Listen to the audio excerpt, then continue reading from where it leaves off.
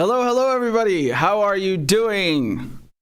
It's nice to see you all once again. So first order of business, I need you to comment down below that you are here. So we are all present and accounted for, right? So even if you're watching on replay, go ahead and say, oh wait, I can hear myself on the speakers. That's not good. Hold on. We got a delay over here.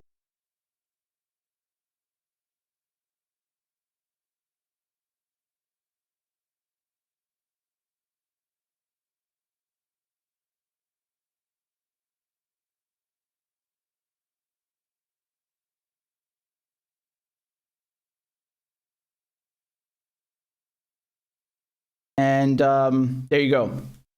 So, okay. Are we recording now? All right. Right. So, a special announcement. In addition to my YouTube channel, right? This is where we started everything. And in addition to my program on Press TV, I'm also now going to be doing some work for Russia Today, for RT. Yes, you love to hear it, don't you? So I'm very excited. I've already published first article and first video. So you may have seen the first article. Let me pull that up for you. So yeah, it's called Israel Carries Out the Ethnic Cleansing of Palestinians and Robs Them of Their Homes, Yet It Pretends It's the Victim. So the first article I wrote was, of course, about what's happening right now in Palestine. So what's happening in Sheikh Jarrah, in the residential neighborhood in East Jerusalem, where they're trying to evict Palestinians. And of course, the onslaught, the massacre that they just undertook in Gaza, right? The 11-day war, which is, again, one of many. And the first video that I published was also equally about Palestine. So you can find these all on RT.com or on RT's YouTube channel, on their Twitter, etc. So yeah, you know, I think it's a wonderful thing that there are outlets that allow me to talk about what's happening to Palestine, what's happening in Palestine to Palestinians, because, you know, as we've just seen, whenever there's a war, they just cover for Israel's war crimes. You'll never actually turn on BBC or, you know, CNN or Fox or MSNBC or Channel 4 or ITV and see actual criticism of the Israelis. And, you know, even in independent media, what do they do in independent media? You know, they'll talk about maybe some of the war crimes, but they won't actually question fundamentally what Israel is. They won't actually tell you that Israel is a settler colonial project. They never do that. They will never question the very, you know, the reality that is happening on the ground, which is that Israel, this entity called Israel, has been built at the expense of Palestinians. It depends on ethnic cleansing. It cannot work without ethnically cleansing Palestinians. And it's a colonialist project. How many outlets will allow you to say that, which is simply the truth? Very, very, very, very few. So I'm very proud and I'm very happy to have my stuff, in addition to YouTube, on Press TV and RT, and allowed to speak the truth and to report in the English-speaking world about what's happening there. So yeah, much more to come. Much more to come. This is just the beginning. And yeah, so this is my program on Press TV, and of course, you know, in addition to YouTube, I mean, right now, for example, we're live streaming on Rockfin. So rockfin.com/RichardMedhurst. You know, it's an alternative to YouTube, so I'm just pulling that up on the screen. There's no censorship there, which is the whole point of why I'm bringing this up. And, you know, we also have the newsletter, so richardmedhurst.substack.com. So that's it. I just wanted to give you the small little announcement. And yeah, there you go. All right, so Let's move on to the next order of business. By the way, I see 200 of you watching right now, which is wonderful. Make sure that you have hit the like button, because, you know, given the sensitive topics that we touch on, you know, they like to keep these channels in a cave, right? But still, we're breaking out. We're doing a good job, I would say. So anyway, Let's get to the first order of business. Well, it's not the first one now, but the first segment, I mean, okay? So, you know, when you have like friends or coworkers or family members or whoever that you want to explain the situation in Palestine to, this is the video that you send them. You send them this video right now, okay? So multiple things have been happening in Palestine, okay? In East Jerusalem, in the neighborhood of Sheikh Jarrah, the Israelis, they've been trying to evict a bunch of Palestinian families that have been living there for decades and decades and decades. And the irony, the sad irony of the issue is that these families were already refugees, right? So in 1948, when they ethnically cleansed Palestine for the first round, yes? So this is called the Nakba, meaning the catastrophe, the disaster in Arabic. You had tons of Palestinians that were exiled, that fled Palestine to neighboring countries like Jordan and Syria. And then you had other Palestinians who were internally displaced. So you have millions of Palestinians still living in Palestine who are second generation, third generation refugees in their own country. And so some of these families living in Sheikh Jarrah, they are just that. They are refugees who were expelled from their homes. They came to East Jerusalem in the 50s. And now the Israelis are once again trying to, expel them from their homes. I mean, the level of brutality, of violence against them, this perpetuated violence is so disgusting, right? So you had people protesting against that naturally. And even right now, right this minute, you have checkpoints around the neighborhood. And of course, guess what? Only the Jewish settlers are allowed to in and out, right? So if you're Palestinian, you want to leave your own house, you can't do that, right? You have to be accompanied by police to your door. I mean, I spoke to Zakaria the other day. It's on the channel. You can go and watch the interview. You're accompanied like a child to your door, right? It's a police, police state is kind of like an understatement. We have to talk about a military occupation. It's what it is. It's de facto a military occupation. So people were protesting that. They were also protesting what's happening in Damascus Gate, because at the start of the holy month of Ramadan, the Israelis, they put a restriction on gatherings, right?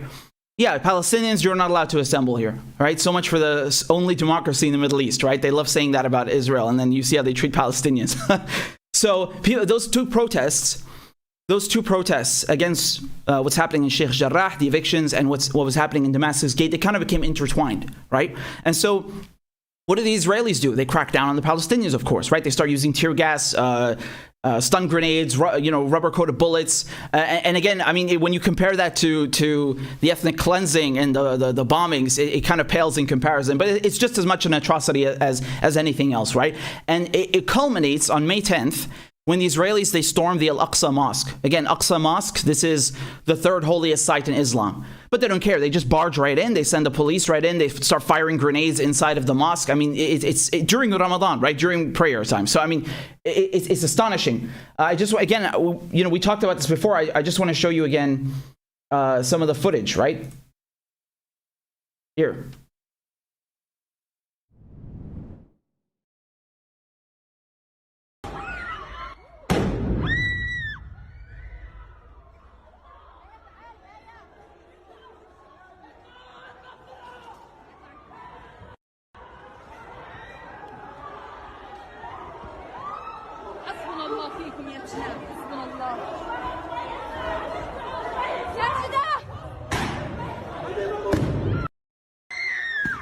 Yeah. Right. So, I mean, you get the idea. We have a lot more pictures of that. We've covered this before. I mean, it's quite shocking, right?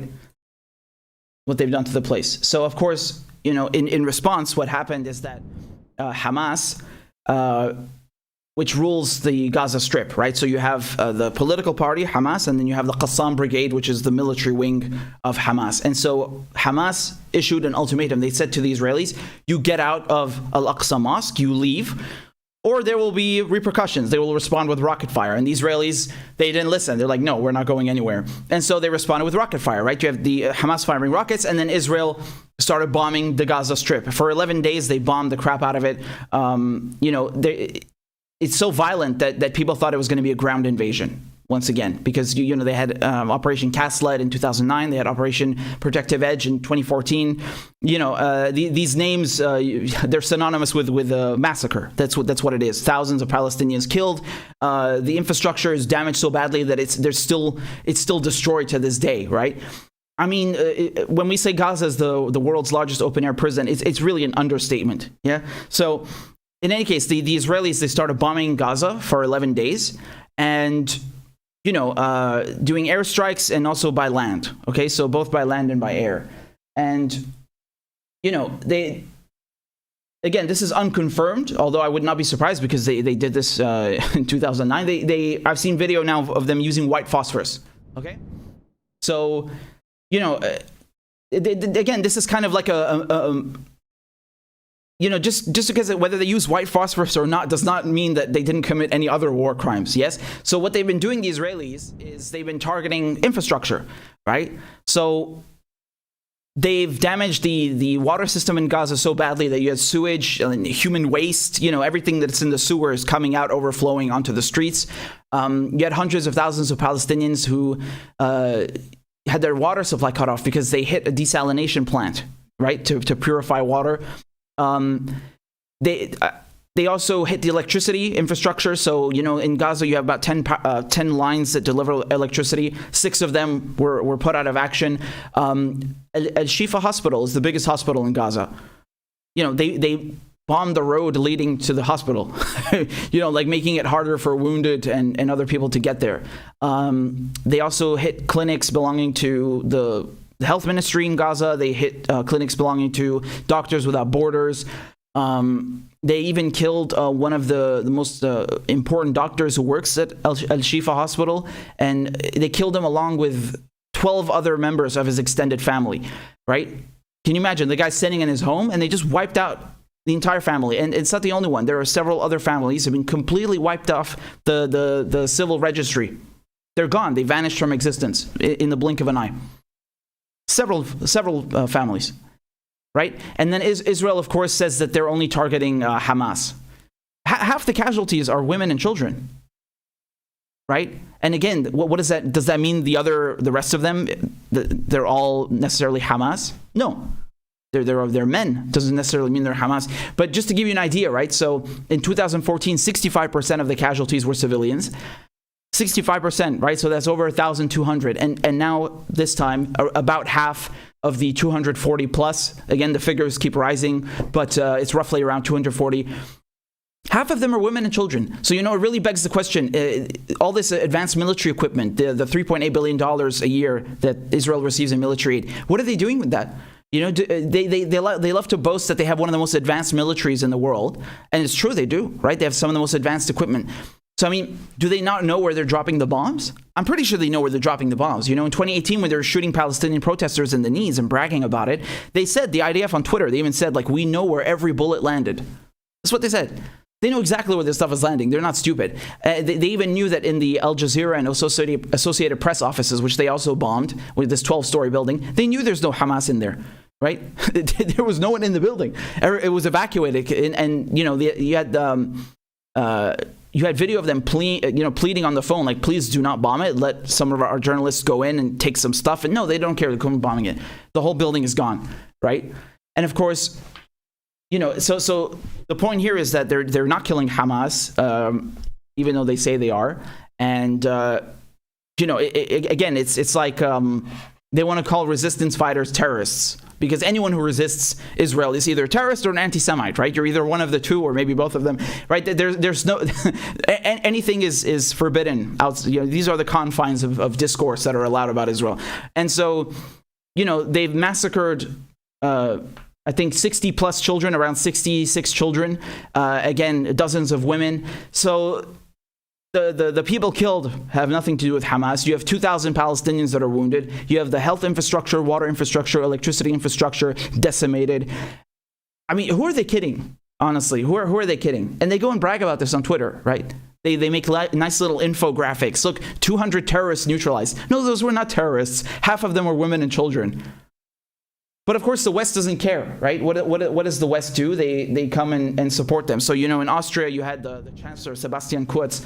He goes and raises an Israeli flag over the chancellery.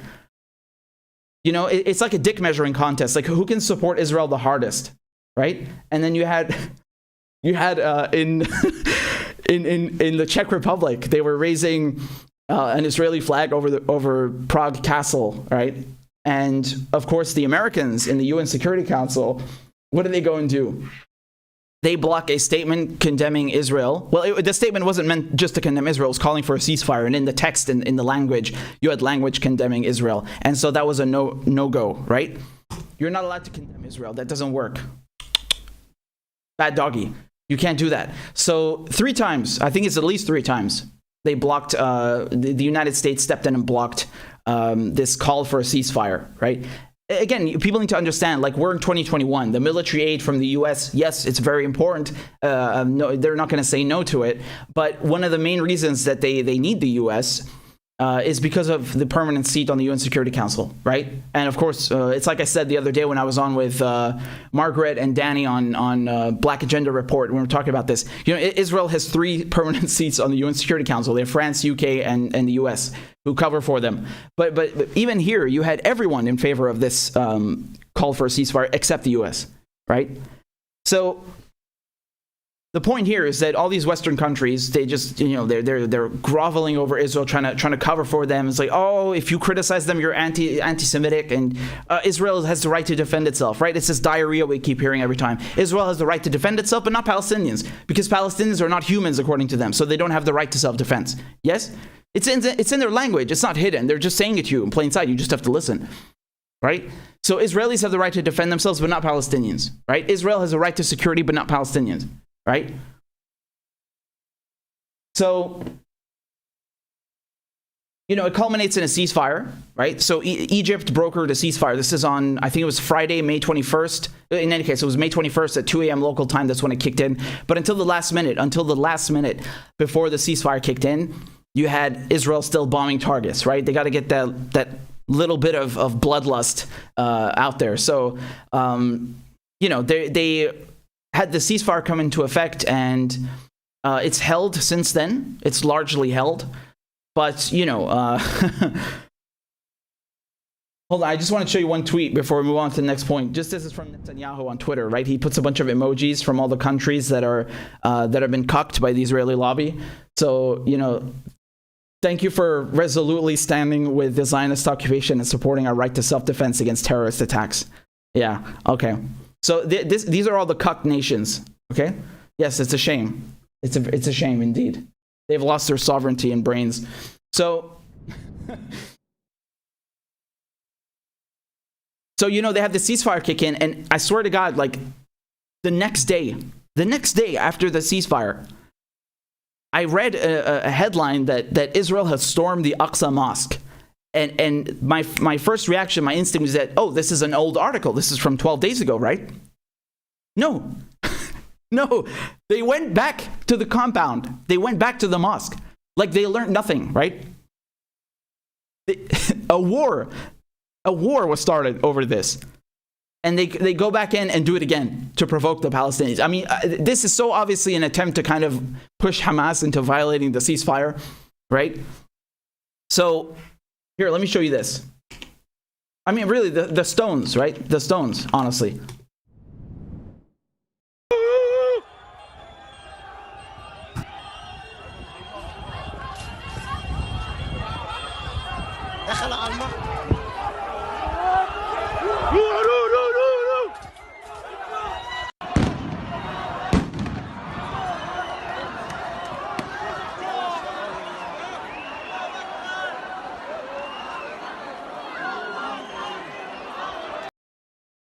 Right, it's like they've learned nothing, and they're just trying to provoke them again. And of course, they've launched this thing called Operation Law and Order. So they've been doing these mass arrests, right? So instead of actually getting the message that, you know, Palestinians do not want to be treated like subhuman, you know, Palestinians don't want to be evicted from their homes. Palestinians want to live with dignity on their own land. It's their land, it's their country. No, what do the Israelis do? They double down. So they go back to the Al-Aqsa Mosque. They keep on maintaining these checkpoints around Sheikh Jarrah and doing these mass arrests, right? So, oh, you want to protest? Okay, we're gonna come arrest you. So you have thousands of people arrested. They're even raiding their homes, right? Because that's what the only democracy in the Middle East would do, right? You would go and raid the homes of people who protest. It's very democratic. Yes. So, I mean, it's really, they get away with murder, literally. They really get away with murder. Incredible. At least some countries have a spine. We have to admit that some countries have a spine. I point to the Maldives. So Maldives has suspended all ties with Israel to show solidarity to Palestinians, right? We also have Ireland, the Irish, right? Ireland condemns de facto annexation of Palestinian land by Israel.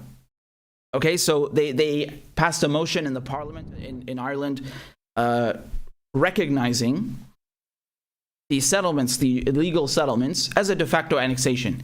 And, it's astonishing that we kind of have to look at this as a unique thing, right? That there are not more countries who follow this example. And again, when we talk about annexation on the part of Israel, here we're saying de facto, but in many regards, they're official. For example, they took the Syrian Golan Heights in 1967, which they're still illegally occupying. They annexed it in 1980, right? And they also passed this basic law, or it's also called the Jerusalem Law, I think also in 80, 81, where they recognized, they bestowed upon themselves that Jerusalem is the unequivocal capital of the Jewish state, and that it's theirs essentially. So they don't care about international law. They don't give a crap. And they've just straight up annexed, like openly, not just with the settlements in the West Bank and so forth, but there are things like Jerusalem, like the Syrian Golan Heights. They're just like straight up annexed. Like, no, this is ours. And again, just to give you an idea how illegal that is, when the UN Security Council passed resolutions condemning them, and not just condemning them, but declaring them null and void. So saying that, yeah, you may be passing this law, but it doesn't mean anything. Even the United States voted in favor of that. It was unanimous, right? So right off the top of my head, I have UN 242, Resolution 242. That's what they need to withdraw from the captured territories. There are many, many more, right? I lose track. There are a lot of resolutions telling Israel that its annexations and all this is illegal. So that just to give you an idea how, and of course, afterwards you have Dominic Raab, who's the British Foreign Secretary, and you have U.S. Secretary of State Antony Blinken. They're going and doing like a victory lap. They go and visit Netanyahu. It's like they're going to visit their masters, because they're so cucked. So they have to go and pay tribute to their masters. They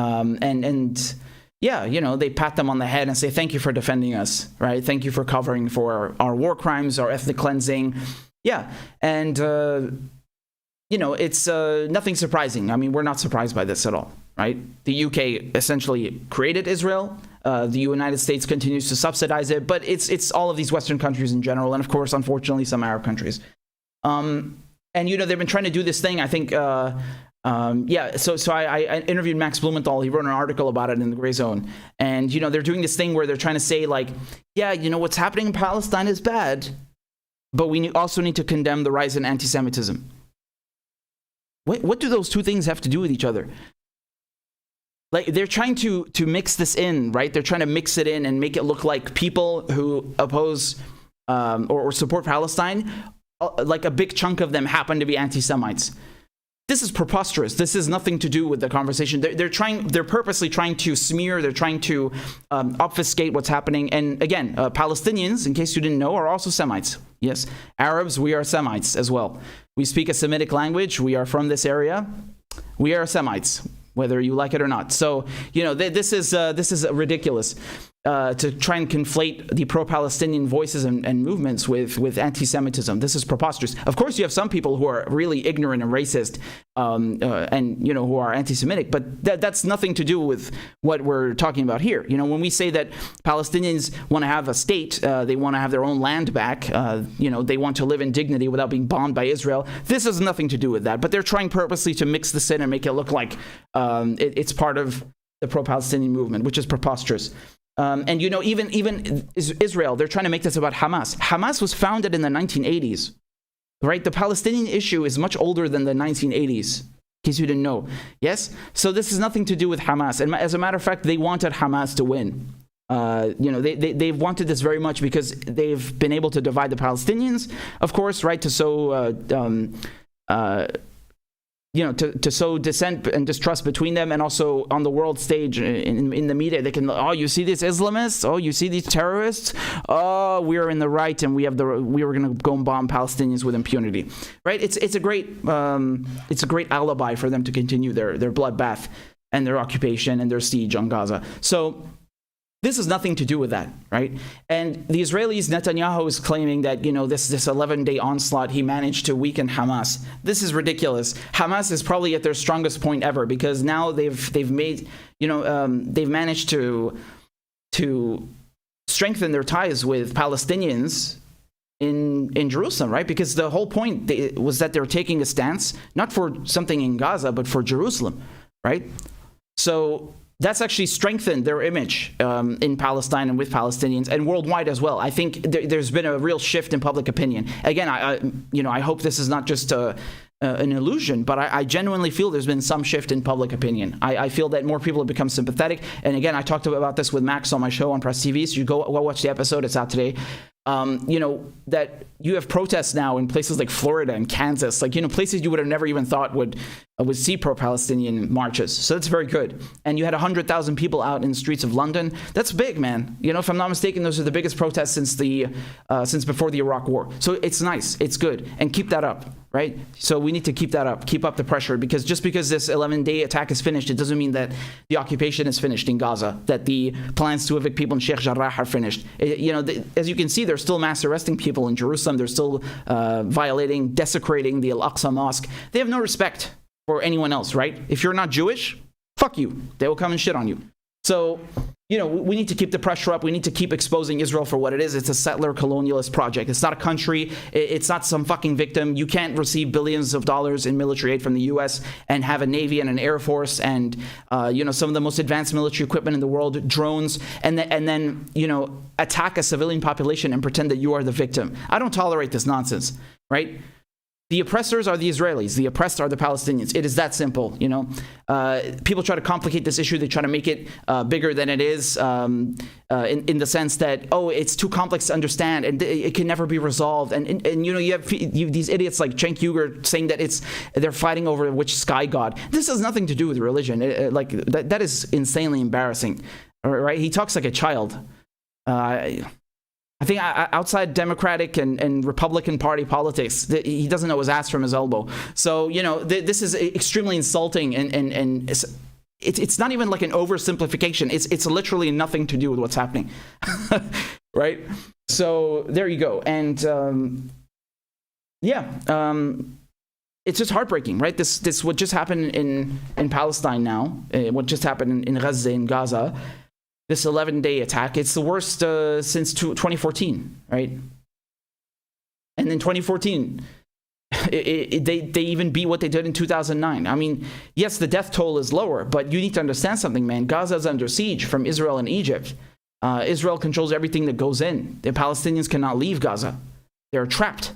They're still living in rubble. They're still living in the destruction of the last war. And now it's just added to that, You have so many homes that have been destroyed, so many people that have been displaced. There are no schools are open now, right? All the schools are closed because they have to use them as shelters. And as we've seen in 2014, even when people use UN schools as shelters, Israel just fucking bombs them, right? They kill 200 people in one go. It doesn't matter.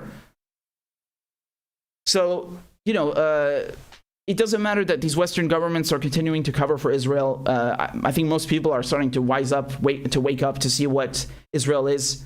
Again, it's very important to underline, it's not just about their war crimes. We need to look at the very nature of what Israel is. Then you will understand what is happening there. It's a colonialist settler project, right?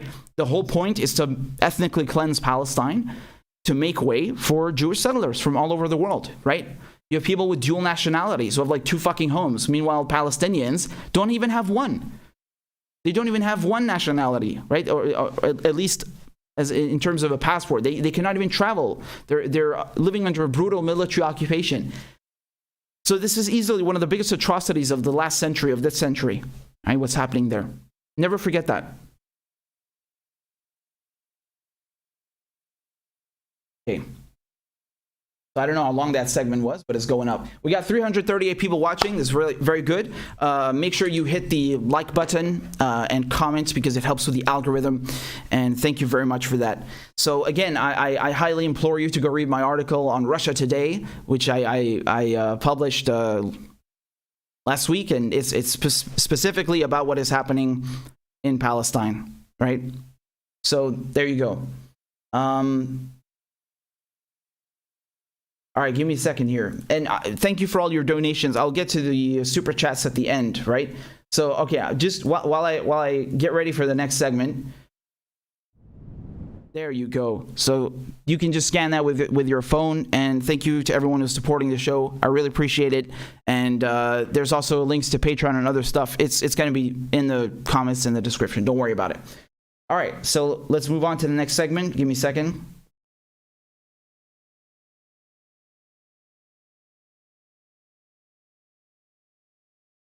Okay.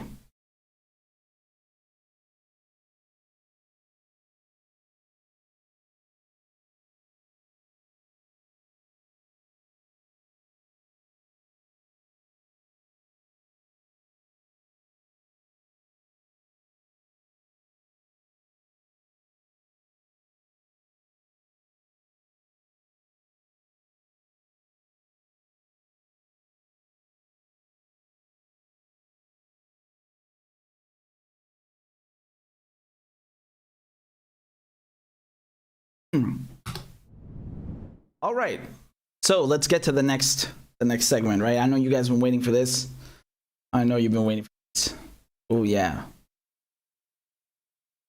So, all right. So, elections in Syria, right? We just had the presidential elections. And, well, there's a lot to say here, right? So just to give you the results, Bashar al-Assad, he won with 95.1% of the vote. And I think voter turnout was 76%, around 76%, right? And of course, in the lead up to the election, and of course now, they are freaking out in the Western mainstream media, right? Because for 10 years now, they've been trying to demonize Syria. They've been trying to enact regime change and, coup the government there, essentially. So I want to go through this with you, right? Here's an article from the New Arab. It says, U.S. and European countries reject Syria elections results in advance. Wow, that is like next level democracy, right?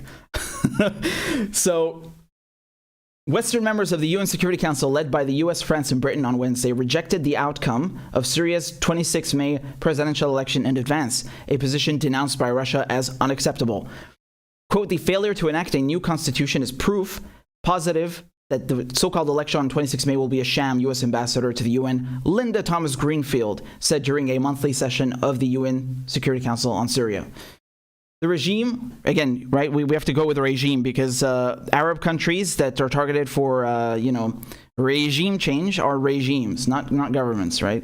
So the regime of President Bashar al-Assad, projected to win the vote under the current circumstances, quote, must take steps to enable the participation of refugees, internally displaced persons, and the diaspora in any Syrian elections. Until then, we will not be fooled. And France, they go on to say, France will not recognize any validity to the elections planned by the regime at the end of May. That's the French ambassador, Nicolas Dore.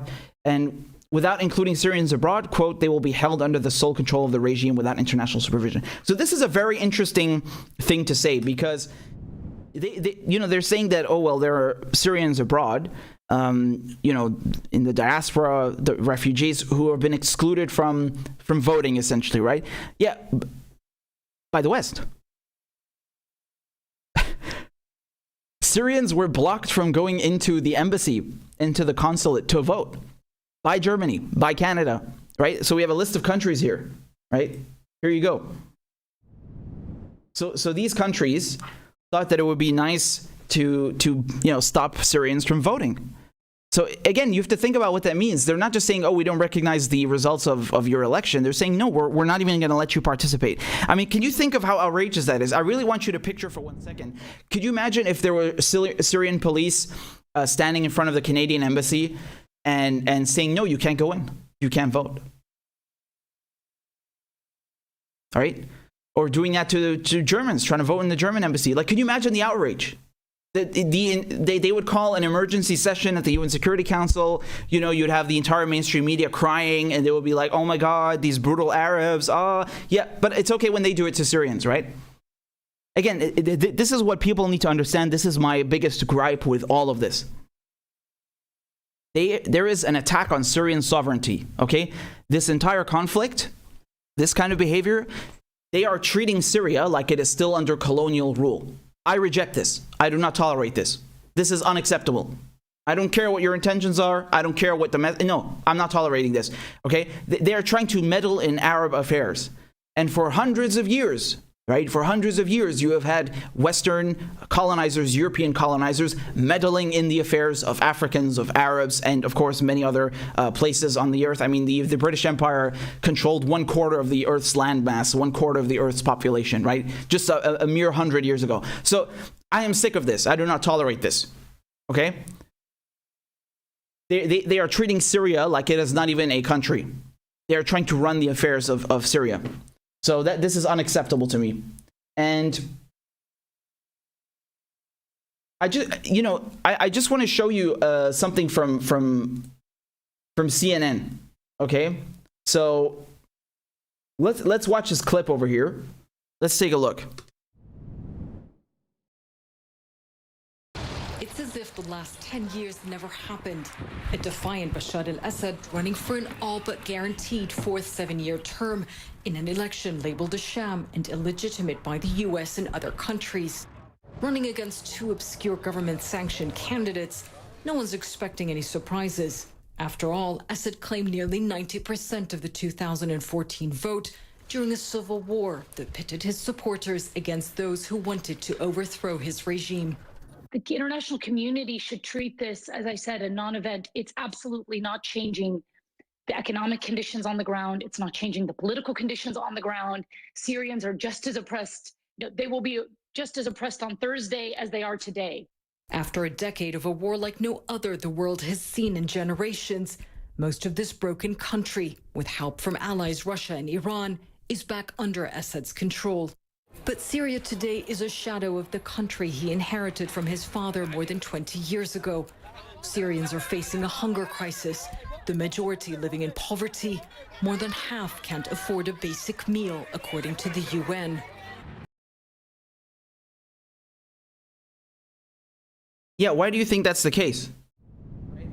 Why can't Syrians afford a basic meal? Why are there 90% of Syrians living in poverty? Who put the sanctions on Syria? Bashar al-Assad? Iran? Russia? They put sanctions on Syria? Or was that the West? The Caesar Act sanctions. Where does that come from? That's Donald Trump. Who's keeping those sanctions in place? That's Joe Biden.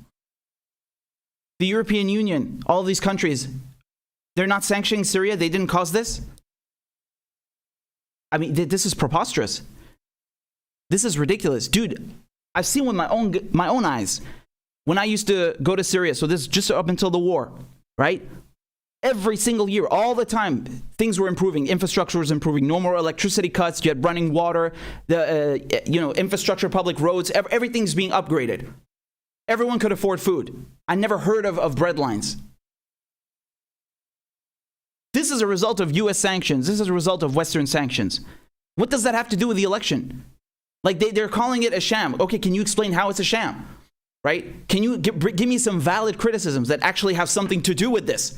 And not talking about economic hardships that are the result of the West. This is unbelievable, man. This is crazy. But through it all, Assad continues to cling on. The Assad regime and its allies, they just want to continue to confirm that they will not budge an inch, despite everything the country has been through in 10 years, despite the fact that they're struggling to keep the country alive economically. They are still adamant about not changing a single thing. From Bashar al-Assad's perspective, this is an existential crisis. He will fight to the death. He said this many years ago.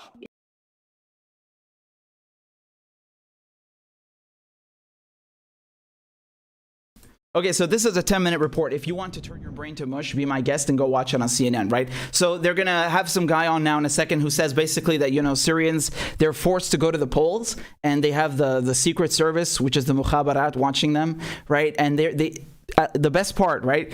So he said they're voting with their blood, right? Like it's a satanic cult or something. I swear to God, he said that, man. So... I talked about this with my cousin, with Roni, and, we just laughed our asses off. You need to understand something, man.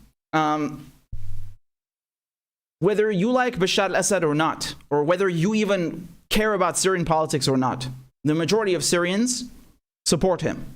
right? You can, if you want to talk about rigged elections and maybe it's like neck and neck, I could understand. But 95% and you have 76% turnout. So what is that, like 14 million people? What are you talking about? Dude, look at this. I just want to show you people partying yesterday in Damascus. Just take a look at this, okay? Again, this is like a drop in the ocean.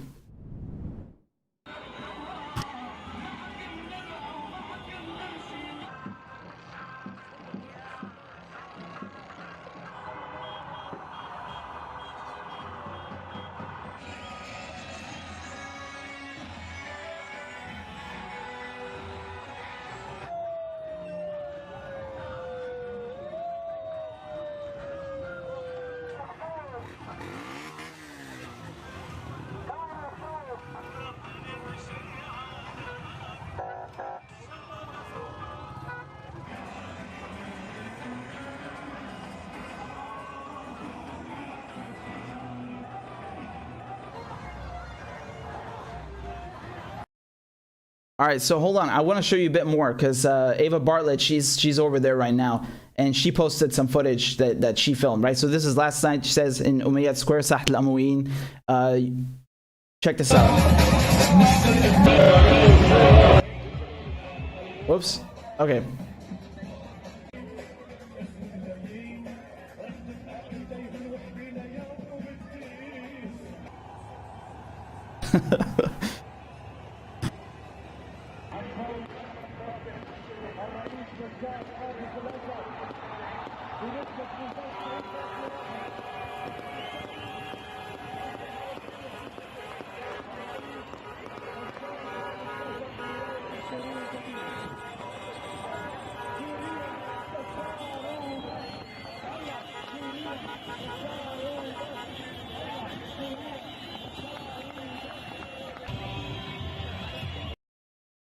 Yeah, look, man, I mean, it's indescribable, honestly. There were also pictures I saw in Tartus, which is on the coast, right? So, on the Mediterranean coast.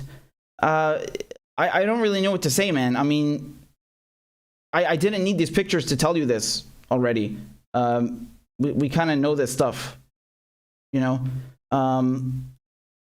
Yeah, here we go. This is a picture I was talking about in Tartus.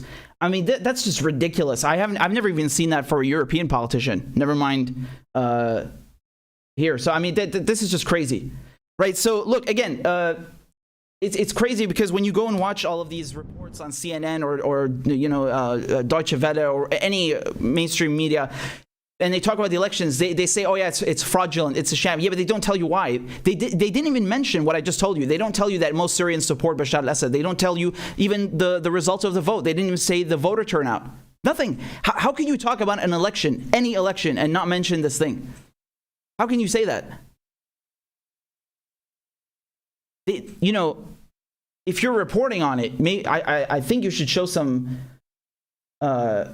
more than just bringing on opposition figures to say, oh yeah, he's causing what are actually the result of Western sanctions. Yeah, what does that have to do with the election? I don't know. They just I don't know. Look, these are from the past ones, right? So that's from 2014, 2007, 2000. I mean, you can't rate, dude. That is obscene. That is obscene. So anyway, man, my point here is that regardless of what you think, I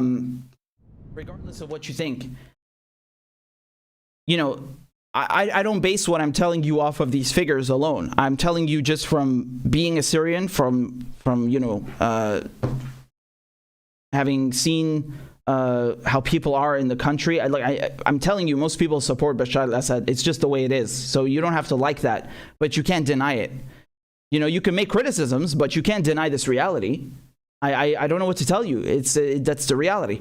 So, if you want to come and talk about democracy and you want to talk about the will of the majority, yeah, well, that's the will of the majority. And, you have to think about this logically also. The guy has been fighting Israel, Turkey, Saudi Arabia, Qatar, the UK, the US, France, God knows how many factions of jihadists, right? 50 flavors of jihad, ISIS, Al-Qaeda, Jabhat al-Nusra, Hayat Tahrir al-Sham, Jaysh al-Islam, you name it. Faylaq al-Rahman. You don't think after 10 years, Syrians would have gotten rid of him? You don't think he was in a position of weakness if they actually wanted him gone? Like, actually, if that was actually the will of the people, you don't think it would have gotten rid of him? Like, are you telling me that he's Superman? Because that's what you're saying. You're coming here and telling me Bashar al-Assad is Superman. Dude, there is no person who can stay in power if the people want him actually gone. That does not work. So, you know, I think it's very important to say that this is much bigger than Bashar al-Assad. Yeah, okay, he's the one who's been elected. That's not the point here. Syrians are sending a message is that they're not going to let former colonial, again, they're not former. I regard them as current and former colonial powers like France, right? Or Germany or Britain come in and dictate Arab affairs, Syrian affairs. That's not happening, right? We've had enough of 400 years of Ottoman rule and then a French occupation and Israeli occupation, and we're not having that. We're not tolerating that.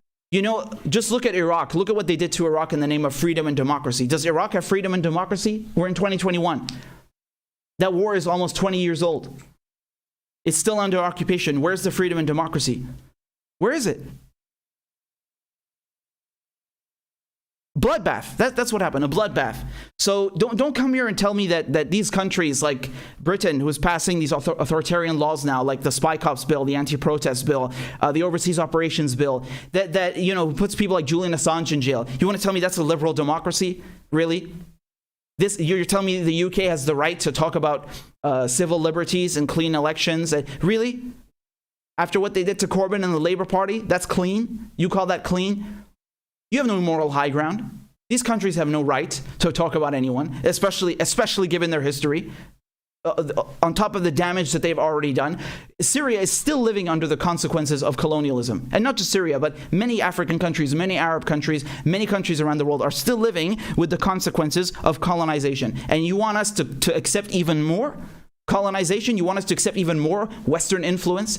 A bunch of white men in Whitehall or Washington, D.C. deciding what is happening on the other side of the planet? I reject this. I do not tolerate this. There's nothing to... Again, this is beyond Bashar al-Assad. This is about sovereignty. This is about self-respect.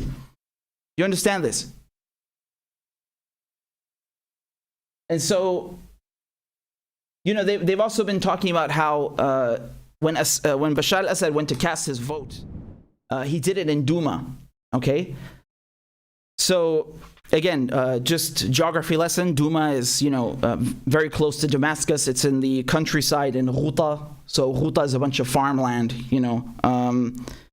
And Duma is on the outskirts. So, you know, this is in February of 2018, you had Operation Damascus Steel. So, actually, I'm just going to pull up the map, right, to make it easier for you. So, let's go through it, okay?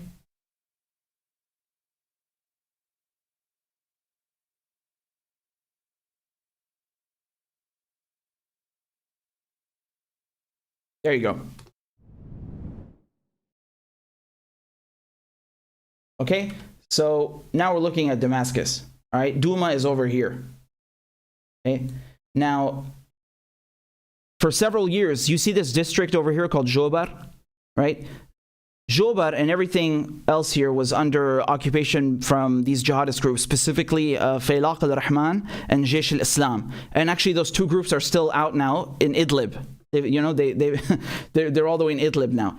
And so they were occupying this, and you know, they were shelling Damascus. They were just lobbing mortars, you name it, right? So I mean, my cousin Roni, his architecture faculty, you know, they had, I think, a dozen students killed, just a bloodbath, right, in 2013. And so in 2018, in February 2018, the Syrian army, they launched Operation Damascus Steel, which is to take back Jobar and the entire countryside over here with Ghouta, all of this, okay? So they get to Duma after 2 months in April. They've taken back all of this. All of Ghouta is under government control, and it's just Duma left. That's the last thing. And you know, the jihadists they're basically, they've practically surrendered. And then all of a sudden, oh, there's a chemical gas attack. How convenient, right? And then of course the US, the UK, and France, they come and bomb Syria because of this, and they've started a scandal for many years now, saying that a chemical gas attack took place there.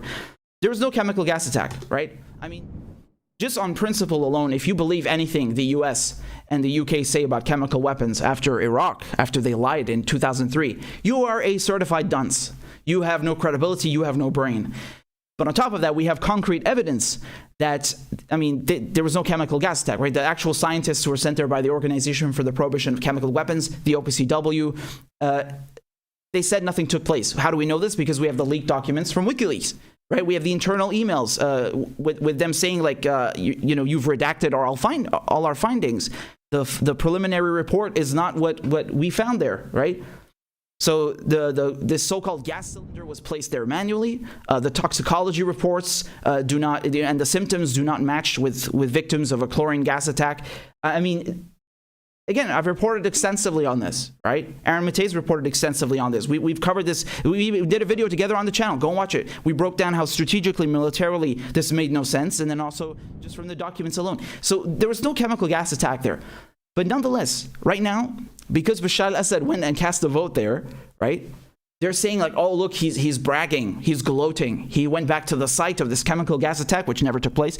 And look, he's rubbing it in people's faces. Oh my God, he's such an evil dictator. Look, man, I promise you there are so many valid critiques you can make. There are so many things that you could criticize him and the Syrian government for. This is not one of them because it didn't fucking happen. All right?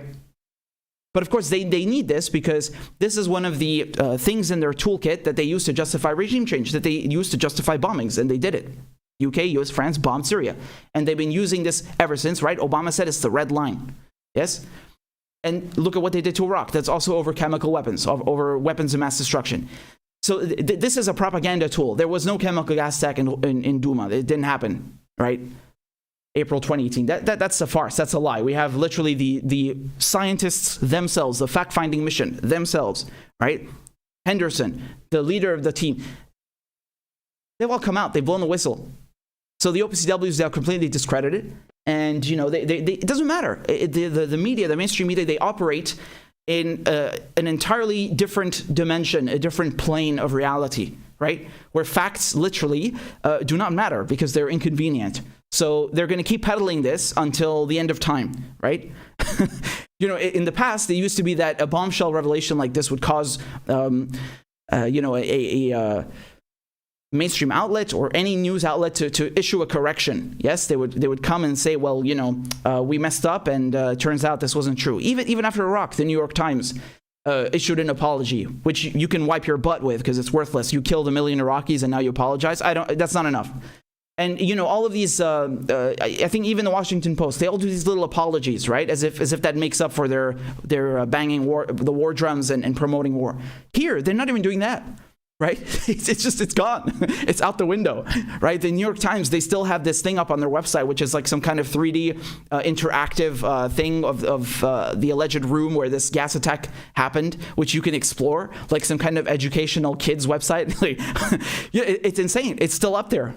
And they're all standing by the story. They still report it as if it's fact when we have leaked documents from the OPCW, toxicology reports, all of it, saying that this never took place. It was, the canister was placed there manually. It doesn't matter. Facts don't matter. Because they want to undermine Syria, they want to undermine Syrian sovereignty, and they want to pick who will rule Syria, because they are colonizers. These are imperialists. They are the same people who came and put boots on the ground, and they're still doing that, but these are the same people who came and raised their flag over Syria, right? Who raised their flag over Palestine, over Egypt, over so many African and Arab countries. But now they're doing it in a different way. Right? So they still want to exert influence. They still want to manipulate and to control the political apparatus of these countries and their economic endeavors and their resources. But they just do it in a different way now. So this is disgusting, right? I mean, I don't understand how you can take this stuff seriously, right? And it's not just this outlet, right? So on Reuters, all of them, they're all saying it, like, oh, look, he went and cast in this chemical gas attack. It's insane. It's absolutely insane. How they completely deny reality, they warp reality to push this nonsense. So again, man, you know, I think it's really important to see what's happening in Syria as a giant finger of Syrians giving the finger to the West, to these colonizers, these imperialists, scumbags, right? And you need to understand something. We have a saying in Arabic, although if I'm not mistaken, it's a Bedouin saying to be specific, right? So it goes in Arabic. أنا أخي على ابن عمي وأنا أخي ابن عمي على الغريب, right? So me against my brother, me and my brother against my cousin, me and my brother and my cousin against the world, against the foreigner, against the outsider. And that's what people need to understand. When you have a situation, an existential threat, like what is happening in Syria, where you have 12 countries, you have 50 flavors of jihad coming in and trying to destroy the country and turn it into this, right? You see that picture on the left? That's in Aleppo. That's in Halab, the biggest city in Syria, the biggest population, the industrial center, right? And this is in Idlib, right? It's funny when you watch their videos or their pictures of these so-called moderate rebels, right? They're the sweethearts of the West, the darlings of the Western media. You never see any women, right? They're all at home. They're not allowed to go out the house. And when you do see them, they're dressed up like this. Do I need to tell you the stories of what happened in Raqqa, in Mosul, under ISIS?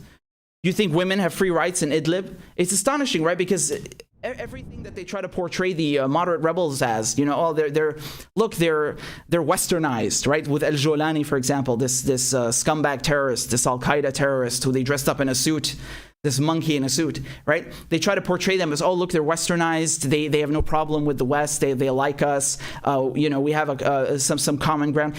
The irony is that all of this stuff is actually true of the majority of Syrians, and not these jihadists or so-called free Syrian army or moderate rebels. That's the irony, right? They've completely, So, this is what they want for Syria. This is what the West wants for Syria. We're not tolerating that. Repression, this ethnic cleansing, the genocide, where they kill Christians. They kill again. The majority of victims are actually other Muslims, as is the case with all Western wars. They suffer the most, and ethnically cleansing people who do not conform to what they want, blowing up hospitals. They always talk about, the Russian airstrikes and the Syrian airstrikes blowing up hospitals. Are you serious? Do you know how many videos there are on LiveLeak of jihadists driving up trucks to hospitals and blowing them up? Like, I can literally show you the video, videos rather, right? So everything that the opposition do, specifically these so-called moderate rebels, they've taken that and accused the majority of Syrians of doing, and the Syrian army of doing, right? And what's messed up is that even people who had genuine hopes of democratic reform or any kind of reform, their stuff has been hijacked, right? Everything's been hijacked. That's gone. Because now, this is the choice. This is the choice, right? But again, you must understand something. The majority of Syrians, they want Bashar al-Assad. I really don't know how to put it any other way to you. And if you are actually concerned about Syrians and you care about them and what they want, you would you would accept that instead of trying to impose what London or Washington D.C. want, right? So instead of trying to impose Western agenda, the majority of Syrians are happy with Bashar al-Assad. They're happy with having a secular country, right? A secular country. One that is multi-ethnic, multi-religious. The whole thing that makes Syria special is that it's a country with so many ethnicities, so many religions, right? So much history. And they're trying to divide that. They're trying to break that. And they've already done that with the Sykes-Picot Agreement, right? They carved up the Middle East based on sectarian lines, and they want to keep going and keep going. So that was a big, giant middle finger to the West. And it doesn't matter, the choice is very simple. You can side with imperialists or you can side with the Syrian people. You can't have both. Why would you want to have both? So people need to respect Syria's sovereignty. End of story. End of story. That's not a discussion. We're not having a debate about that. So, there we go. If you guys have any questions, shoot. I'll be reading your super chats right now in a second. And I'm very grateful for all your support. You can donate on Venmo, CashApp, PayPal, whatever is good for you, man. We got everything. There's even Bitcoin stuff I don't even understand. It's all It's all down in the comments. So I really appreciate all the support you guys are giving, and thank you for keeping independent media going. I mean, look how far we've come in just a year. It's astonishing. It's incredible. That's all thanks to you. I could not have done this without you. So I'm very grateful. Thank you so much. And all right, I'm just going to get to it in a second. All right, I'm trying to find where we're at. We got 400 people watching. Beautiful. Make sure you've hit the like button so we can actually get this video out of the cave that YouTube puts independent media in. Okay? So if you'll allow me 1 second, I need to look for the super chats. So they're hidden somewhere in the settings. Get to them. And I know people are donating also on Rockfin, so I'm very grateful for that. Just a second. Okay, so we got one over here from Rob. It's good to see you again, Rob. Rob says, until I find a better solution, please accept this dirty YouTube money with my thanks. Free Syria, free Palestine, free Assange. Amen. Amen. Thank you so much, brother. I really appreciate it. And 100% behind that message. 100%. Free Palestine, free Syria, free Assange. We're all fighting the same enemy at the end of the day. We really are, right? It's interesting. We're all fighting imperialism. We're all, and the same imperialists at that. So we got a super chat over here from Maddie. Maddie says, I stand with Palestinians. Ahlan wa sahlan. 100%. We all do. Anyone who has sympathy, who has common sense, who empathizes with the oppressed must stand with Palestinians. There is no other way. John, Aaron, John, again, thank you all for your lovely stickers over here. We got one over here also from Florin. Florin says, thank you for your work, Richard. Thank you, Florin. I appreciate it very much. We got a sticker again from Florin over here. And Mud0692 sent a Palestinian flag and a Syrian flag. Slemly. Thank you so much. Hold on, I'm trying to read this person's username. There is a cube in the something. I don't know what the rest of it is, but it says, I am a white male from America, and I say you are totally correct, but why don't the other Arab nations help? That's a good question, man. So a lot of the Arab nations, unfortunately, first of all, thank you for the super chat, but a lot of other Arab nations, unfortunately, have been compromised. They have been either coerced. For example, when I say coerced, I'm talking about Egypt and Jordan. They have ties with the Israeli occupation. I think that was kind of, the U.S. helped orchestrate that in many ways, right? And they hold, for example, aid over Egypt's head. Egypt is the most populous Arab country. It has, I think, 75, maybe it's around 80 million now. I think their population is around 80 million. 80 million mouths to feed. And, the U.S. gives them a lot of aid, and it's like it's one way that they keep countries in check. This is why when we talk about, for example, the World Bank, we talk about the International Monetary Fund, the IMF, they interfere in countries' politics one way or another by locking them into loans, by locking them into debt. Yes? And that's one way that the West is able to influence politics in the global South. And unfortunately, in the case of Egypt, they're dependent on a lot of aid from the Americans, right? So that's why they've been kind of coerced into that. And then, of course, recently you have the Arab kingdoms, such as the Arab kingdoms in the Persian Gulf, such as, Saudi Arabia. Well, Saudi Arabia soon, very soon. But, we're talking about Bahrain, the United Arab Emirates. These countries have had dealings with Israel for a long time under the table. And when they come out and normalize ties with the Israelis, I mean, it's astonishing to me. It's like, how can you look at Palestine, you see what's happening to the Palestinians, you see that they have no state, and yet you recognize an Israeli state when Palestinians do not even have one on their own land? I mean, this is preposterous. It's unacceptable, right? And this is very unfortunate, right? Now, that's the thing, man. Unfortunately, I think the Palestinian cause has been compromised on by a lot of Arabs. And it's, one of the reasons they put Israel right in the middle of the Arab world. I mean, literally, physically, you look at a map, from Morocco all the way to Saudi Arabia, Israel, they put it right in the middle to splinter the Arabs. The Sykes-Picot Agreement, the French and the British came and they carved up the Middle East, the Levant, right? they created all these countries to keep people divided and to keep them, to make sure that Arabs do not unite, because, this is a tried and true strategy. It's as old as time, divide and conquer. So they've been doing that. My point here is that they've been doing that 100 years ago, and they're continuing to do that now through other means, And when they do things like the invasion of Iraq, when they do things like Libya, like Syria, again, this is, keeping countries in a state of chaos. And one of the reasons they're doing that to Syria is because Syria has always supported the Palestinian cause, right?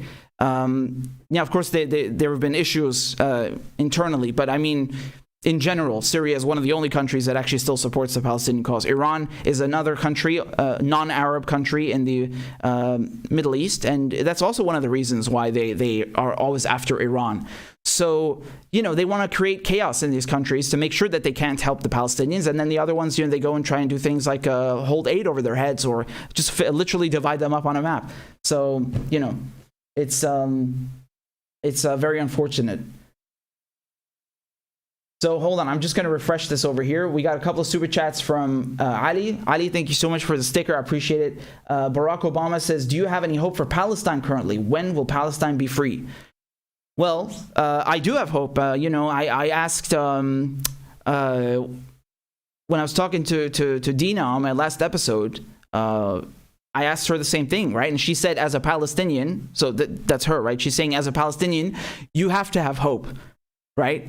And I think my cousin would say the same thing. I think people need to understand something as well. The reason that Syrians sympathize with the Palestinian cause so much is because not only do you have millions of Palestinian refugees living in Syria, right, or who came to Syria, but Syria is also under Israeli occupation. The Golan Heights have been occupied since 1967, right? Palestine is not the only country under Israeli occupation. So, this is a common issue. And I guess the question would be, when will all of these territories be free? Jerusalem, the Golan Heights, the West Bank, Gaza. When will all of Palestine be united? I don't know, man. I don't know.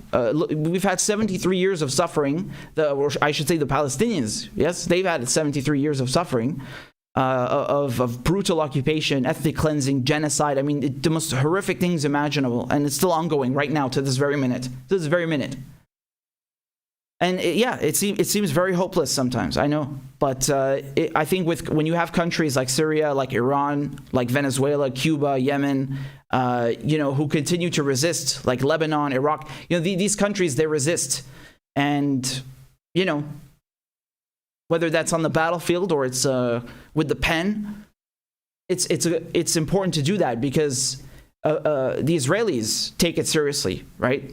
They take the lobbying seriously, the media seriously enough to try and cover up their crimes. And they need the West to provide this cover, this front for them. So if they take it seriously, both on the battlefield and when it comes to public discourse and international relations and politics, then we must too. We must as well take that seriously and resist on both fronts, right? We must resist on both fronts, So I'm proud to be a part of that, and I hope that in our lifetime, we'll see Palestine free. But I can tell you one thing is for sure, especially when Western governments refuse to do anything. I mean, which is logical. They helped create Israel, right? But when on the government level, they refuse to do anything. I mean, what else do we have except doing it on, the popular level, on the level of the public? So when I see 100,000 people out on the streets in London, I love that, I commend that, I encourage that, I support that. This kind of direct action, also what they're doing with Elbit, this weapons manufacturer. This is what I want to see. And of course, not just with the Palestinian issue, but especially because it's one of the biggest atrocities happening. So this is something that must be sustained. It's great seeing people come out to protest, but you have to keep it up.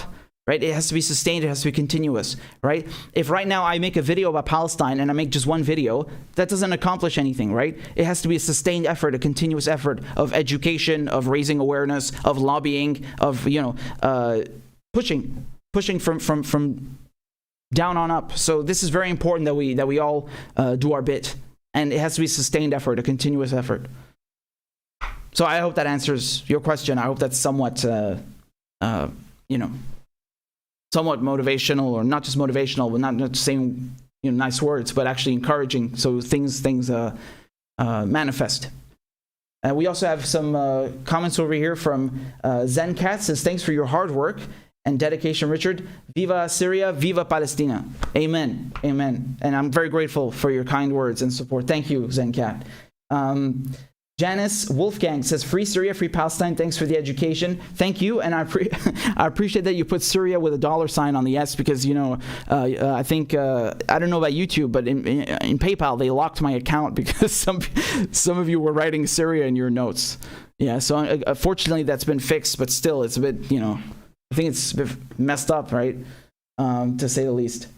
Revolutionary Drew says, Erdogan trying to prosecute Israel, and your thoughts about Iran elections.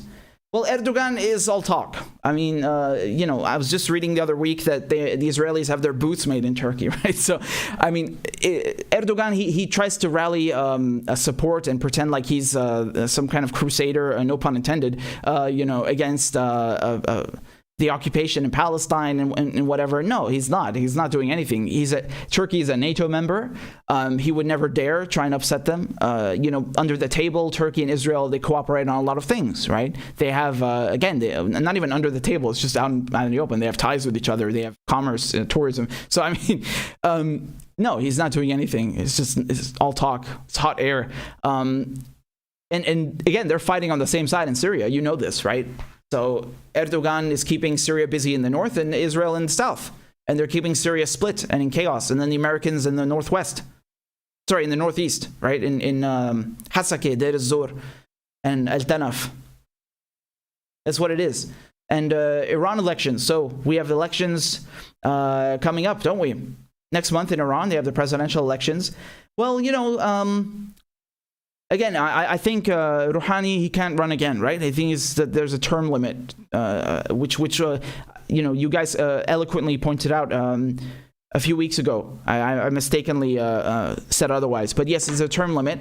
But not in general. I mean, my opinion for now, I think that the Iran nuclear deal, what's happening in Vienna, these talks, this is a major issue. This is a really, really important, contentious issue because people think like, what does a nuclear deal have to do with elections? Well, a lot. The nuclear deal is about getting sanctions lifted. Iran has been under horrific sanctions since Trump came in. Trump threw the nuclear deal out the window.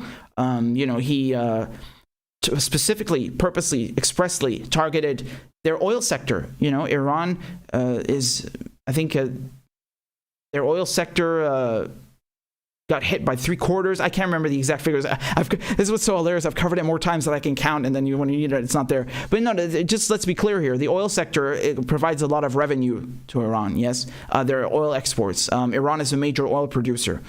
You also have to consider that the banking sector has been hit. So banks in Iran cannot deal.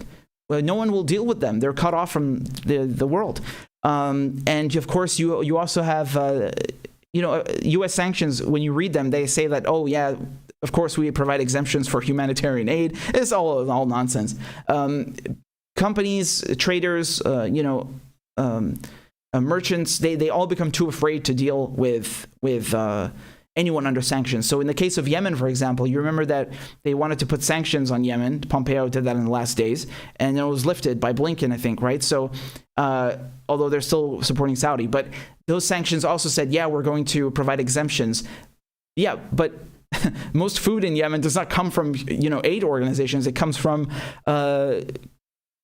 commercial sources. So merchants are not going to want to deal with them. And also even humanitarian agencies, they also depend on, goods and services from people outside of their organization. So it's just a mess. You need to understand my point here is that just because they say there are exemptions does not mean they actually manifest in reality. And so Iran, my point is that Iran has been under very crippling sanctions that extend far beyond just the oil sector and the banking sector, which is bad enough. But, these things are brutal. It's part of their maximum pressure campaign. They even say it in the name. And you had Richard Nephew, who was appointed by Biden, even bragging that, he raised the price of chicken during Ramadan. I mean, these people are sick, right? They're actually sick.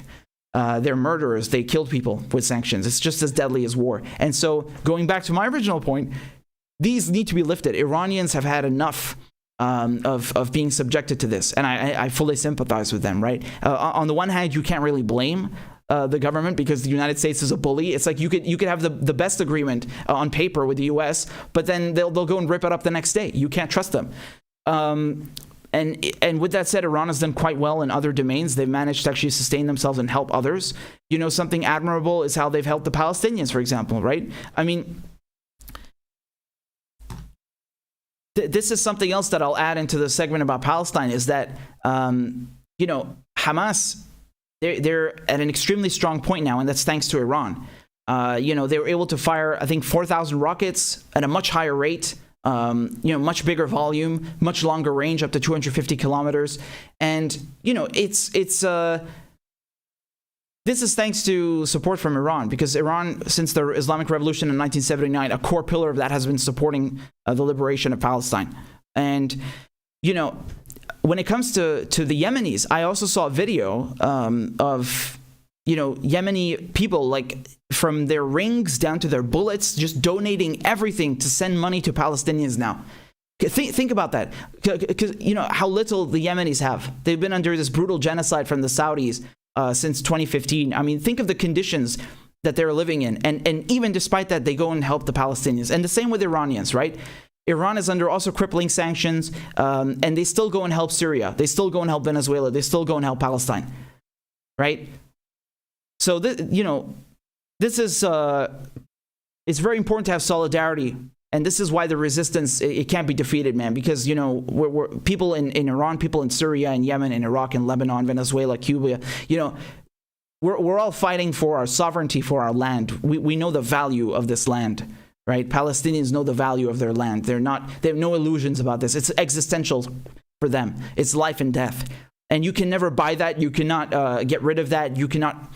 You know, you cannot kill that. So, yeah, I just wanted to say that foreign policy is very important, and you know, the outcome of the talks in Vienna impacts what's going to happen in the election. So we'll see, right? We'll see. I'm not going to make any predictions. We'll see. We got a super chat here from Roberta. Thank you so much, Roberta, for I really appreciate that. I don't think there's a note, but thank you for the super chat. I'm very grateful. Matt Bell says, until the U.S. changes its foreign policy and media, nothing will change because people are propagandized. Waiting to hear back on email. Richard, keep up the work. So I absolutely agree with you, and I would also add that it extends further than the U.S. Right? It's all of Western media. Unfortunately, in the UK, you know, there's the same problem. BBC, ITV, Channel 4 are not exactly much better, right? They're pioneers of this stuff, and yes, people are propagandized very, very heavily. You know, it's quite funny how when you watch Hollywood movies or you watch any kind of Western media, they always try to portray like people living in the global South as these like brainless, sheep, these brainwashed people who are totally immersed in a cult of personality. Like, oh, look at them in North Korea, look at them in Syria, look at them in Iran. They're all blindly worshiping their supreme leaders. You know, they try to portray people in the global South as ignorant. But when you look at the indoctrination in the West, I mean, it absolutely dwarfs anything in the global South. It's not even comparable. It's a farce. You know, I can't remember who said this. I think, and I'm probably going to butcher the quote, but it was something along the lines of, you know, yeah, you had propaganda in Russia, but at least Russians knew it was propaganda, something like that. You know, that's you know, that's getting to it, isn't it? And Holly says, thank you for educating, especially about the Middle East side. Enough to zoom in because Arabic text is so much smaller. I can't read it. Tahiyya Palestine, long live Palestine. Ameen, ameen, inshallah. الله يحرر أراضي فلسطين وعراق ويمن وسوريا ولبنان وفنزويلا وكوبا ويمن. So thank you guys so much. Barack Obama. What books? That's the name of the user. Thank you for the super chat. It says, what books would you recommend to understand Palestine and the Middle East in general? Okay, so this is the number one that I always say before their diaspora. This is a book that is extremely important because it shows you that contrary to the myth the Israelis try to peddle or whoever is defending the Zionists, yes, people actually lived in Palestine. Yeah, some of you might be astonished that I'm saying that. Yeah, there are people who try to whitewash Israel's crimes by saying, well, no one was living in Palestine, like it was a ghost town, you know? No, they ethnically cleansed tons of villages, families. Just look at what happened in the last 11 days. There's several families gone like that from Israeli bombs. What do you think they were doing in 1948 when there were no cameras, when there was no social media, huh? So this is documenting what Palestine was like. Very important. What was the other book? Yeah. General. Yes. Yeah. There we go. Yeah. Miko Peled. I've had him on my show on Press TV. Great guy. He comes from a very influential, important family in Israel, and his book is called The General's Son because his father was a general in the '67 war, and he talks about his transformation, like understanding what Palestinians are actually going through and what Israel actually is. So that's another very good one that you should read. And I want to have Miko back on the show very soon because I only had him for a few minutes for Press TV, but I want to get him on for like a full session. So Miko, if you're watching, hit me up. If not, I'm gonna write to you soon anyway. So just start with those, and there's also another one we were talking about.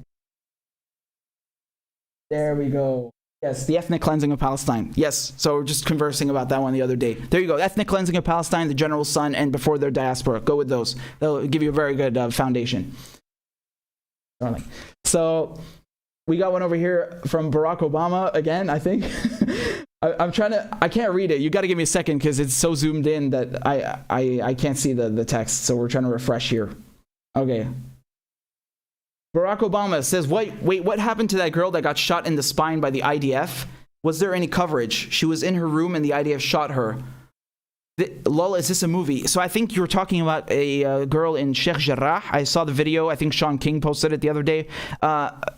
I don't know. I don't know about her specific case because I was focusing. Well, I was focusing on Sheikh Jarrah, obviously, as you saw. But I don't know about her specifically. I will try and cover it in the next stream because this is absolutely horrific. I mean, it's a rabbit hole of atrocities, as I say. It's one after the other. People really need to understand that this is not isolated. These incidents, they're not isolated. This is the norm in Palestine. This is the norm under Israeli occupation. That is what is so horrific. Right? That is what is so horrific. The dive with Jackson, my man says, always appreciate your work, bro. Thank you for what you do. Likewise, the feeling is mutual, and thanks for coming on the stream. It's really good to see you, man. It's great to have you on. So, you guys on Rockfin, you'll forgive me if you've sent super chats. I see them now. I'm gonna pull them up and read them for you. So 1 second, because I want to make sure that everyone can see them while I'm reading them. You guys are very generous. You're very kind. Bless you. We're just going to pull this up over here. Nope, that's not it. We'll get there. We'll get there. We'll get there. Okay, so.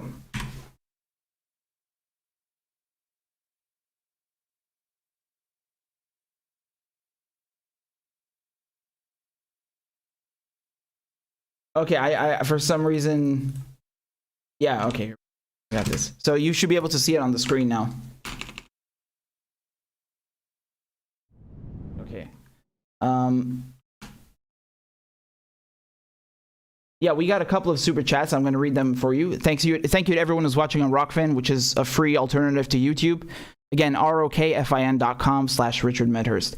So Shadowband Refugee says, Richie, I haven't seen you in forever. Thank you for your wonderful service as a journalist. By the way, tell those people on CuckTube, Rockfin is a gorillion times better. You perfectly encapsulated my sentiments. So yes, I wholeheartedly agree, and it's good to see you. It's great to see you. Thank you so much. Carla C, thank you for your tip. I appreciate that very much.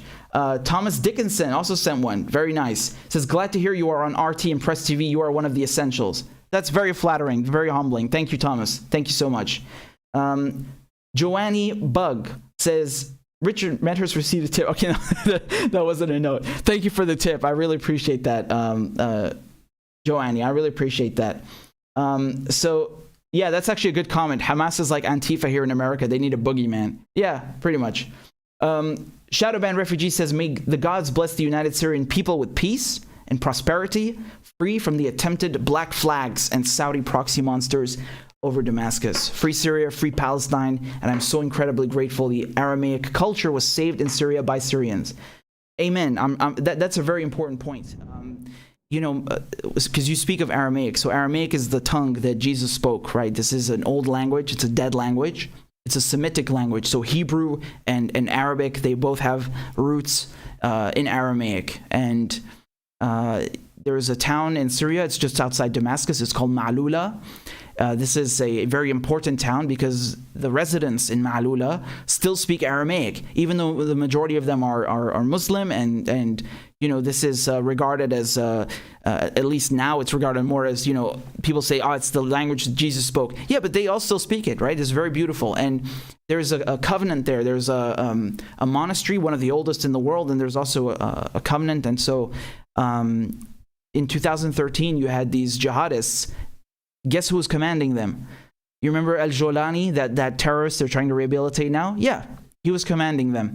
So they captured Ma'lula, and they took the nuns hostage, and the Syrian army was sent specifically to liberate it because it's an important town. I mean, not just strategically, but just historically, culturally, right? You already know what they did to Palmyra, and yeah, so I'm also glad that they saved that. And I think Bashar al-Assad, he actually set up an institution for the preservation of Aramaic. So, that in of itself is commendable.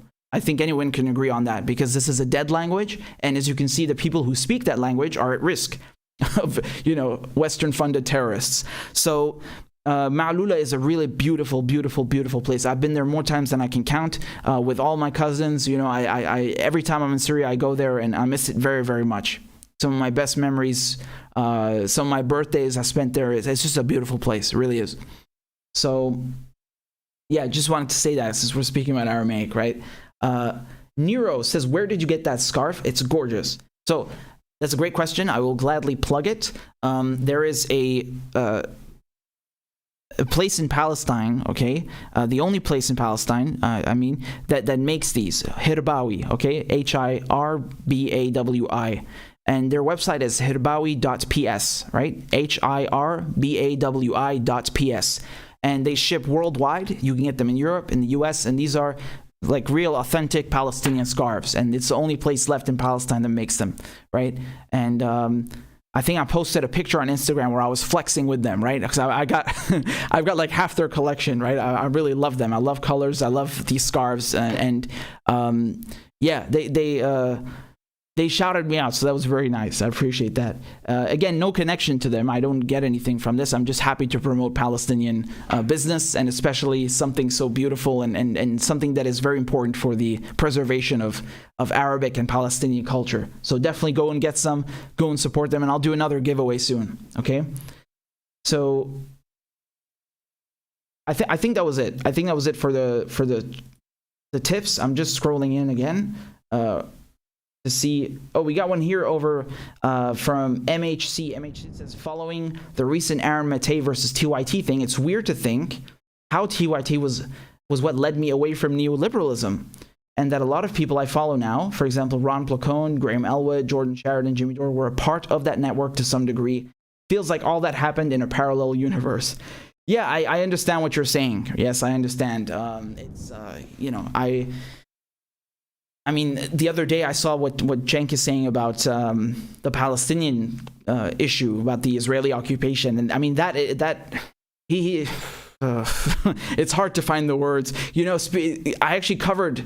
I did a segment on TYT's coverage of the last time Israel attacked Gaza in 2014, and I did it a few weeks ago, right? And I mean, just horrendous, right? And this is, of course, what they're doing now with Duma and all this is just continued, right? It's a shame, but I'm glad at least they led to some of you, and in your case as well, they led you away from neoliberalism and then on to better things. That's cool, right? That's cool. I'm very glad that this YouTube channel is kind of my base, like my this will always be where I started and where I finish, right? So I'm very grateful for new opportunities. I'm very grateful that I can have a wonderful program on Press TV, that I can contribute now on RT and videos, articles, and bigger things. And yeah, that's great, because there are very few outlets who actually let you do that, right? Very, very, very few that are actually letting you question what Israel even is, right? What's actually happening in Palestine, not just 11 days of 73 years. So that's something that's very good. And, you know, we need to cherish the places and the people that actually do this. So that's good. All right. So we have some more super chats on YouTube. This is from Jean-Luc. Says, keep up the good work, Richard. Injustice everywhere is a threat to justice everywhere. Hashtag free Palestine. Hashtag free Assange. 100%. 100%. And Pirate Smurf says, can you do a short video on the USS Liberty? Yes, the ship that Israel attacked on June 8th, 2021 for this Memorial Day weekend. You got it. Tikram, I will do that. And this is, again, another thing that not many people know of, although I'm glad you brought it up, because I think, once again, it kind of shows that, you know, they're above the law. They're above everything, even the U.S. You know, it's kind of interesting. So, yeah. And by the way, speaking of the U.S. of Israel attacking the U.S., you remember when they attacked the U.K., right?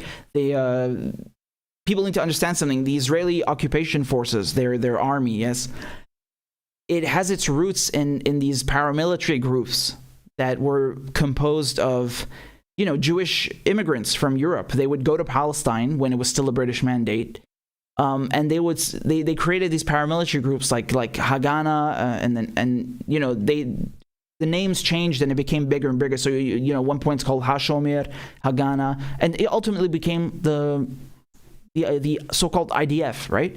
And I mean, they blew up the King David Hotel, right? They killed dozens of British troops, dozens of people. And you know, just a few weeks ago, you have, you know, the head of the RAF, the Royal Air Force, you know, just going to occupy Palestine and meeting with the Israelis like it's nothing, right? It's crazy. It's really crazy, you know? They even kill British and Americans, and nothing happens. If you look at when was this, 2011? I can't remember the year. It's just a few years ago when they assassinated someone from Hamas in Dubai. The Israelis, the Mossad, they used British passports. They forged British passports. One of them went to Germany and got a fake citizenship. Yeah, well, actually, he got a real citizenship, but with a fake story, right? So they actually betrayed their own allies. Nothing happens because you know, they're cucked. These countries are cucked. They are completely under the boot of Israeli will, and it's quite hilarious, honestly. And that's the difference between them and the difference between Palestinians and Syrians who actually resist and do not tolerate being under anyone else's boot. So there you go. Yes. Okay, guys, I'm just gonna see here if there's anything. Yeah, I don't know what YouTube is doing, but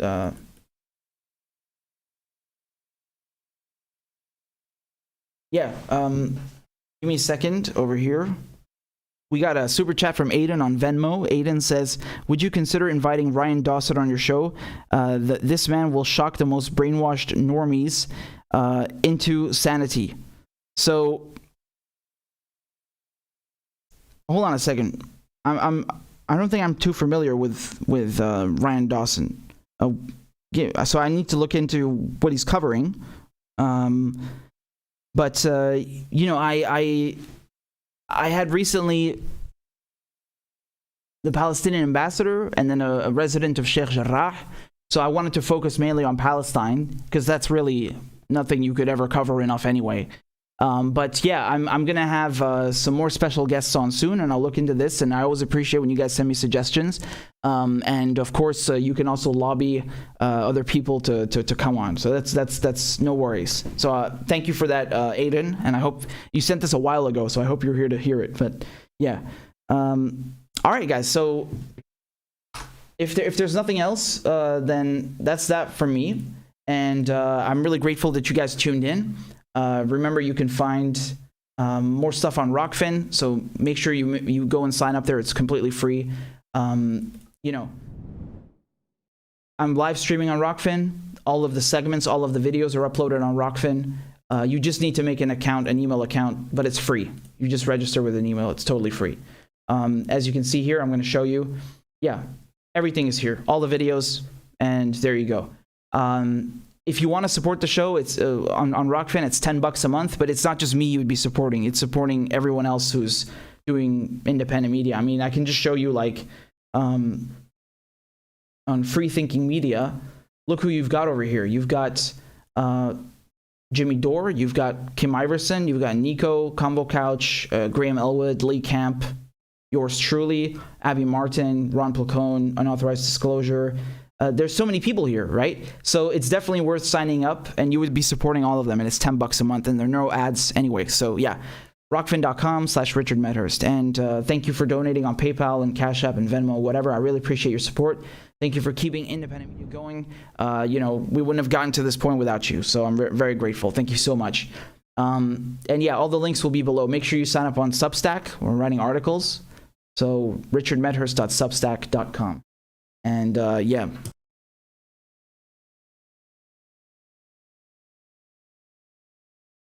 So yeah, thanks so much, guys. And I definitely implore you to go watch my latest episode on Press TV and the article on RT. There's much more coming, right? So thank you so much for tuning in. And yeah, I'll see you guys next time. I feel like I'm forgetting to say something. Oh yeah, fuck Israel. No, well, apart from that, I feel like I forgot to say something. It'll come back to me. It's fine. So thank you so much, guys. I really appreciate the support. Be well. Take care. Ma'as salame. Bye bye.